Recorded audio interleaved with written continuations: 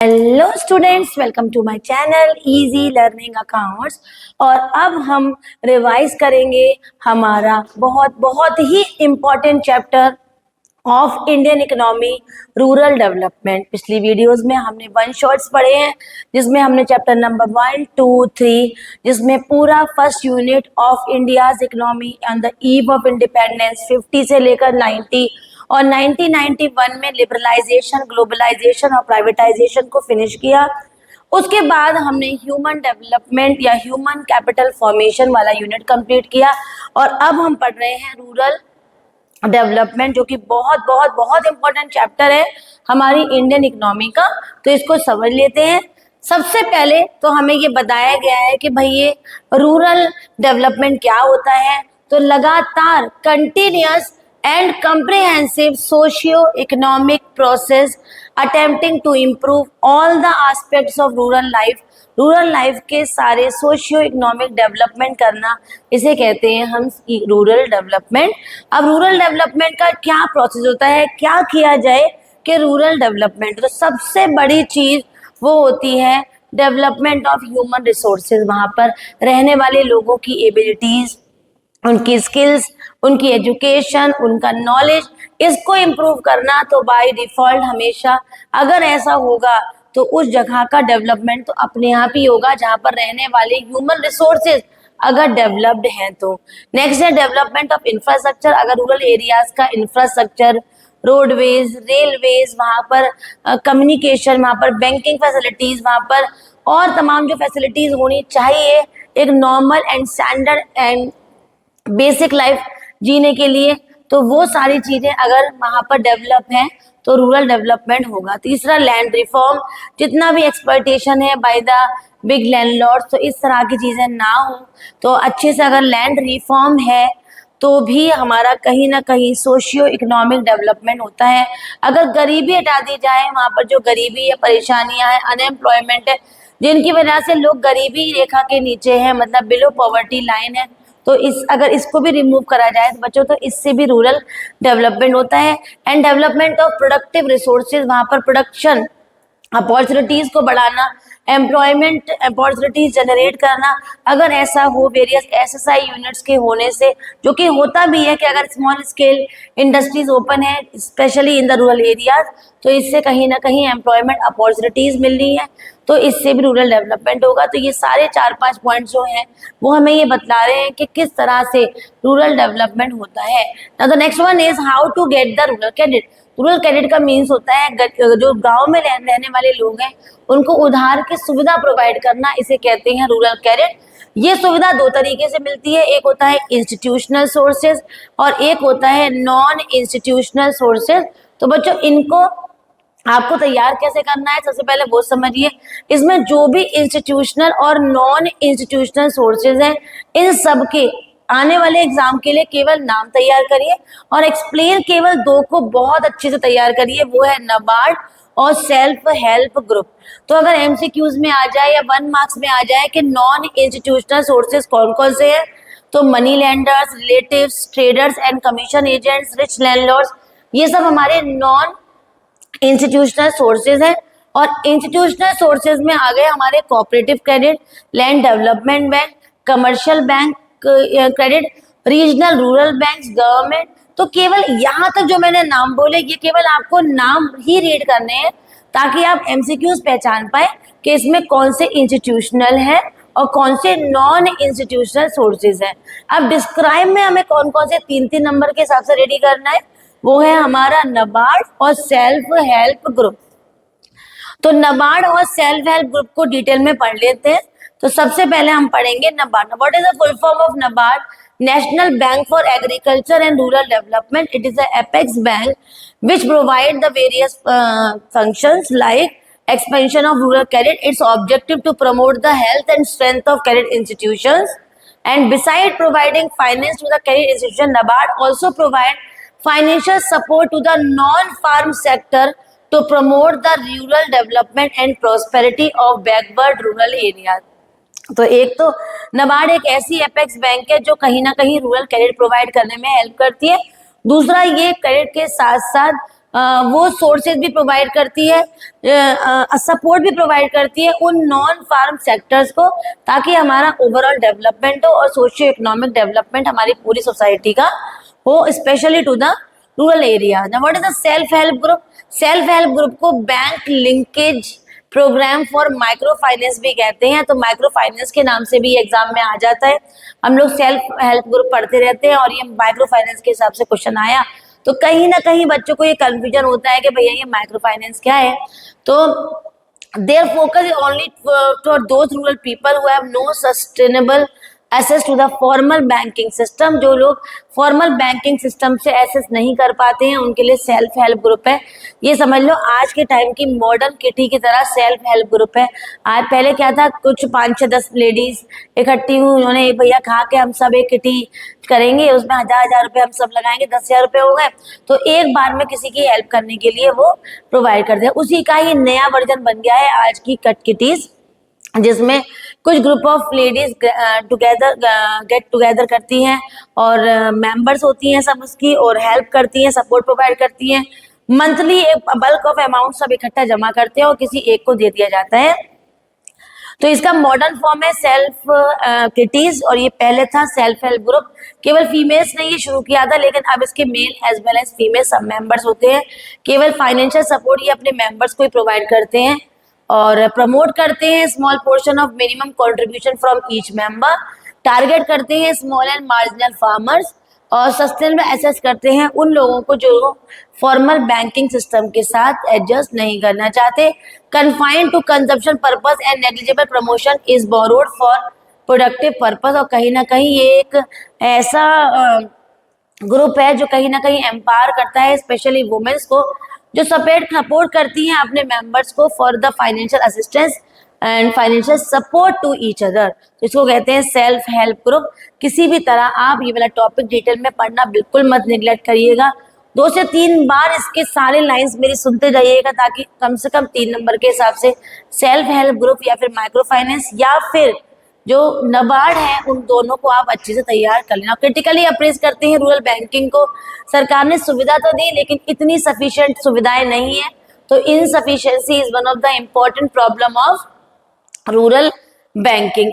Coverage अच्छे से नहीं हो पाता, इनएडिक्वेट अमाउंट सैंक्शन किया गया है, और ये बिल्कुल भी अटेंशन नहीं देता poor and very poor farmers को, और इस वजह से ओवरड्यूज बहुत बढ़ते जा रहे हैं और हम उतनी ग्रोथ नहीं पा रहे हैं जितना उन्होंने हमें टारगेट किया है। उतने सफिशिएंट रिसोर्सेज हमें नहीं मिल पा रहे हैं, और ऑल ओवर ज़्यादा से ज़्यादा एरिया में ये बैंकिंग सिस्टम कवर नहीं हो रहा है, ताकि वो और ज़्यादा सपोर्ट प्रोवाइड करे स्पेशली रूरल पीपल को, लेकिन ऐसा नहीं हो पा रहा है। तो ये सारे हमारे डीमेरिट्स हैं, या फिर हम कह सकते हैं कि ये सारे हमारे क्रिटिकली हमने एनालाइज किया है रूरल बैंकिंग को।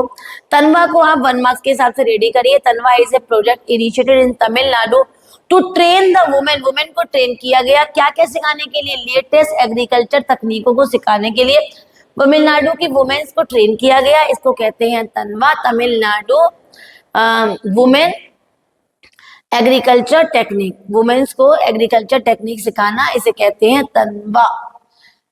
ना आगे चलते हैं। जो टॉपिक हम पढ़ रहे हैं ये मोस्ट इंपॉर्टेंट टॉपिक है इस चैप्टर का, वो है एग्रीकल्चर मार्केट सिस्टम। तो बनाने से लेकर प्रोडक्शन से लेकर assembling, production, distribution, warehouse में रखना, इस पूरे complete process of agriculture system is known as agriculture system. The process of assembling, storing, processing, transporting, packaging, grading, distribution of agriculture commodities is known as agriculture market system. अब हमारे farmers को agriculture market system में क्या क्या problem face करनी पड़ रही है, ऐसा वीबीटी आ जाता है। लाइन दी होगी, आप समझ जाना। तो मैनिपुलेशन बाय बिग ट्रेडर्स, बड़े बड़े ट्रेडर्स कहीं ना कहीं डेटा और पैसों का मैनिपुलेशन करते हैं, कहीं ना कहीं गलत तोल देंगे, गलत प्राइसिंग कर लेंगे, तो ये वाली प्रॉब्लम फेस करनी पड़ती है।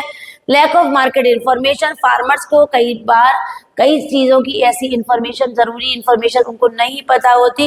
लैक ऑफ स्टोरेज फैसिलिटीज़, और हमारे फार्मर्स के पास अच्छे कोल्ड स्टोरेज वगैरह की फैसिलिटीज़ भी नहीं है। ये भी एक प्रॉब्लम है जो हमारे एग्रीकल्चर मार्केट सिस्टम को फेस करनी पड़ रही है।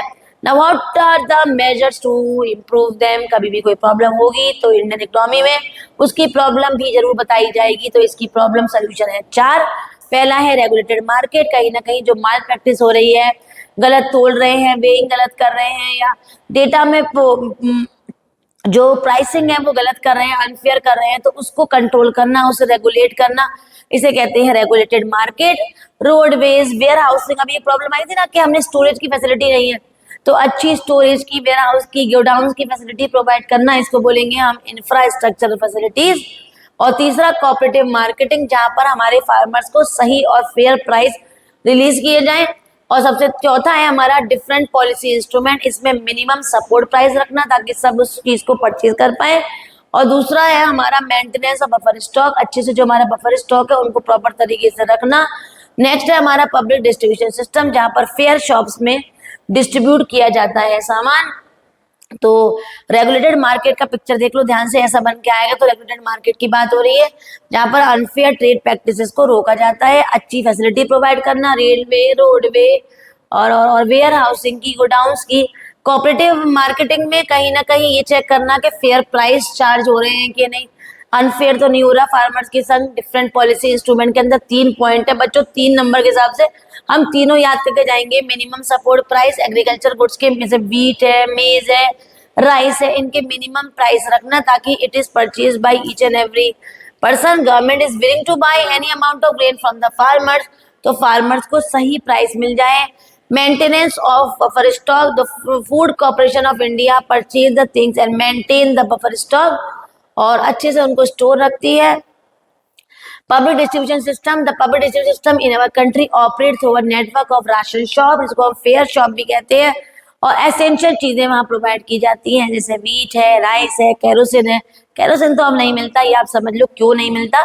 आगे बढ़ जाते हैं, नेक्स्ट है हमारा, और क्यों नहीं मिलता सोच रहे होंगे, तो इसलिए नहीं मिलता क्योंकि अब हमारे यहाँ गैस सिलेंडर की सुविधाएं मिली हुई है उज्ज्वला योजना में, तो केरोसिन की कोई खास जरूरत नहीं होती है। नेक्स्ट है हमारा यहाँ पर कुछ मत करो, यहाँ आ जाओ, बहुत इंपॉर्टेंट टॉपिक 3 नंबर के हिसाब से, डाइवर्सिफिकेशन। ये चैप्टर ही टोटल इंपॉर्टेंट है बेटा, स्टार्टिंग से रूरल क्रेडिट के सोर्सेज से लेकर, एग्रीकल्चर मार्केटिंग सिस्टम से लेकर, डाइवर्सिफिकेशन से लेकर ऑर्गेनिक फार्मिंग तक, इतना इंपॉर्टेंट चैप्टर है कि इन 4 टॉपिक जो मैंने बोले हैं ना, इनमें से 2 कम से कम हमें पेपर में नजर आने वाले हैं। डाइवर्सिफिकेशन क्या होता है, जब इकोनॉमिक डेवलप करना, और जो हमारे एग्रीकल्चर में काम कर रहे हैं उनको कहीं ना कहीं टोटली एग्रीकल्चर पर डिपेंड ना रहने के, किसी और काम पर भी डाइवर्सिफाई करें, उसे कहते हैं डाइवर्सिफिकेशन। इसके बेनिफिट्स क्या है, हमें एम्प्लॉयमेंट मिलेगा, हमारी लेवल ऑफ अर्निंग इंक्रीज होगी, हमारी गरीबी दूर होगी। 2 तरीके से डाइवर्सिफाई करते हैं, crop production and productive activities. Non season time में हम और चीजों को भी प्रोडक्शन करें, जैसे वेजिटेबल्स हैं, फ्रूट्स हैं, उनका, ताकि हमारी अर्निंग बढ़े। और प्रोडक्टिव एक्टिविटीज का मतलब क्या है, एग्रीकल्चर से हटकर फैमिली के कुछ लोग अगर नॉन फार्म एक्टिविटीज या इंडस्ट्रीज में काम करें, तो ये भी कहते हैं डाइवर्सिफिकेशन ऑफ प्रोडक्टिव एक्टिविटीज। ठीक है, आगे बढ़ जाते हैं। नेक्स्ट है हमारा नॉन फार्मेड एम्प्लॉयमेंट। आप कितना भी मन से पढ़ लो, ये कभी कभी मल्टीपल चॉइस क्वेश्चन में, सॉरी हाँ एमसीक्यूज में, जो मैच द फॉलोइंग आते हैं ना, आपको मल्टीपल दे रखे ऑप्शन दे रखे होते हैं और सही ऑप्शन चूज करवाता है या फिर मैच द फॉलोइंग कराता है।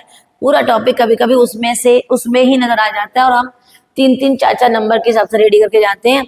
तो एनिमल हस्बेंड्री, जितने भी हमारे फार्म एनिमल्स हैं उनकी ब्रीडिंग करना, केयरिंग करना, रियरिंग करना, और जो हमारे मिल्क प्रोड्यूसिंग एनिमल्स हैं उनकी केयरिंग, रियरिंग, ब्रीडिंग करना। हॉर्टिकल्चर, कल्टीवेशन करना फ्रूट्स का, वेजिटेबल्स का, स्पाइसेस का, और एरोमेटिक प्लांट्स का, और मेडिकेटेड प्लांट्स का, इन सबको, ट्यूबर क्रॉप्स का। और फिश को कैच करना, प्रोसेस करना और सेल करना, फिशिंग। और एनिमल हस्बेंड्री बताई दिया। इंफॉर्मेशन टेक्नोलॉजी, लास्ट ईयर इस पर क्वेश्चन आया था, involves use of computers and telecommunication to store and transmit the information, is known as IT sector. सबसे इंपॉर्टेंट है और सबसे ज्यादा फेमस है आज के टाइम पर।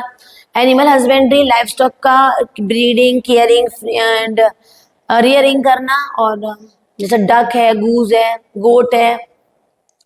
और डेयरिंग का मैंने बता ही दिया आपको क्या होता है डेयरिंग का बेटा, breeding, rearing and utilizing of dairy animals for production of milk. इसको ऑपरेशन फ्लड भी आया था इसके अंदर, व्हाइट रिवॉल्यूशन भी कहते हैं। नेशनल डेयरी डेवलपमेंट बोर्ड जो कि 1970 में आया, दूध की नदियां बहा देंगे, ये उनका मोटिव था। और नेक्स्ट है हमारा लाइफ स्टॉक फार्मिंग, ये कोई काम कर देंगे। आगे बढ़ते, फिशरीज। फिशरीज में फिश जो हमारे ऑक्यूपेशन है, उनको कैच करना, फिश को प्रोसेस करना, बेचना, कहीं ना कहीं कितनी मेहनत करते हैं, लेकिन फिर भी ये गरीब है, ऐसा क्वेश्चन भी पूछ सकते हैं। Overfishing and pollution need to regulated and controlled. कहीं ना कहीं हमने एस्टिमेट किया है कि हमारे जो फिशर्स है वो बहुत ही गरीब है, क्योंकि वहां पर ना सबके घर में एक ही काम है, फिश पकड़ना, कैच करना, बेचना। तो ओवर प्राइसिंग नहीं हो सकती, जिससे वो कहीं ना कहीं उतना नहीं कमा पाते। तो ये वाले क्वेश्चंस भी कभी कभी पीपीटीज में आ जाते हैं। हॉर्टिकल्चर के चीजें याद रख लो, क्या क्या यहाँ पर प्रोडक्शन कल्टीवेट होता है। Fruits, vegetables, tuber crops, flowers, medicinals, aromatic plants, spices, plantation etcetera. और यहाँ पर हॉर्टिकल्चर में आगे बढ़ जाते हैं। आईटी में refers to in branch of engineering that deals with use of computer and telecommunication for transmitting and storing the information is known as IT, information technology। और आगे बढ़ते हैं, सस्टेनेबल डेवलपमेंट। तो इस चैप्टर में से कुछ नहीं कोई पूछने वाला है, सीधे इस चैप्टर में अब एक ही क्वेश्चन आपको तैयार करना है कि ऑर्गेनिक फार्मिंग क्या होती है, उसके कम से कम 3 मेरिट्स कर लो और 3 डीमेरिट्स तैयार कर लेते हैं। Organic farming is a form of agriculture that relies on technique such as crop rotation, green manures, compost, biological pest control. तो कुल मिला के इसका कहने का मतलब ये है कि भाई केवल एग्रीकल्चर में प्रोडक्शन करने के लिए कोई भी केमिकल का इस्तेमाल ना करो, मैन्योर्स का इस्तेमाल करो, केमिकल रहित काम करो, उसे कहते हैं ऑर्गेनिक फार्मिंग। इसके फायदे भी हैं और नुकसान भी। हमें फायदे पूछे फायदा बताएंगे, नुकसान पूछेंगे नुकसान। इकोनॉमिकल फार्मिंग का मतलब यहाँ पर यह है कि जो हम बना रहे हैं, प्रोडक्शन कर रहे हैं, उसमें जो इनपुट्स लगाएंगे वो हमें सस्ते पड़ते हैं और ये बिकता महंगा है, तो एक प्रोड्यूसर के पॉइंट ऑफ व्यू से ये इकोनॉमिक है। ग्रेटर इनकम थ्रू एक्सपोर्ट, हमारे इनकम बढ़ती है, एक्सपोर्ट करते हैं तो हेल्दी फूड है, एम्प्लॉयमेंट जनरेट होती है और हमारा एनवायरनमेंट भी बहुत ज्यादा बच्चों सेफ रहता है। इसके चैलेंजेस क्या है, इसके डीमेरिट्स मान लो, लेस पॉपुलर, इंफ्रास्ट्रक्चर इतना नहीं है, और इसका जो लाइफ है, फूड लाइफ है, वो बहुत कम होती है, और इसकी लिमिटेड चॉइस है पब्लिक के पास। तो डेवलपमेंट को इवेल्युएट करने को कह रहे हैं, रूरल डेवलपमेंट को। तो कहीं ना कहीं हमारे स्ट्रेस ऑन डाइवर्सिफिकेशन, कहीं ना कहीं रूरल एरियाज को बच्चों डाइवर्सिफाई करना होगा, specially in dairying, farming, non farm activities में ये बहुत ज़रूरी है। टोटली उनको डिपेंड नहीं होना चाहिए एग्रीकल्चर में, और कहीं ना कहीं लिंक होना चाहिए अर्बन रूरल एरियाज में, फैसिलिटीज़ प्रोवाइड होनी चाहिए, और कहीं ना कहीं उनको सस्टेनेबल डेवलपमेंट पे ध्यान देना है। क्योंकि बेटा अगर हम आज के बारे में सोच रहे हैं और अपने फ्यूचर को सस्टेन नहीं कर रहे हैं तो कोई फायदा नहीं है, फिर फ्यूचर में कॉन्सिक्वेंसेस हमें ही फेस करने पड़ते हैं। तो यहाँ पर हमारा रूरल डेवलपमेंट चैप्टर फिनिश हो गया। वो 3 टॉपिक जो इस चैप्टर में बहुत इंपॉर्टेंट है वो है ऑर्गेनिक फार्मिंग, उसके मेरिट्स और डीमेरिट्स, नाबार्ड और सेल्फ हेल्प ग्रुप, और तीसरा नॉन फार्म एक्टिविटीज के अंदर के नहीं एग्रीकल्चर मार्केटिंग सिस्टम के जो जो जो जो हमारे मेजर्स थे। वो तीनों पॉइंट आपके लिए बहुत इंपॉर्टेंट है। कोई भी पॉइंट आपको समझ में नहीं आया हो, दोबारा पूछना हो तो कमेंट करके जरूर बताना, मैं उसका रिप्लाई आपको जरूर दूंगी। वीडियो सही से समझ में आ गई हो, क्लियर हो गया हो तो चैनल को लाइक करें, शेयर बहुत सारे फ्रेंड्स में करें, और अगर सब्सक्राइब नहीं किए हो ना तो प्लीज सब्सक्राइब करें। Bye bye.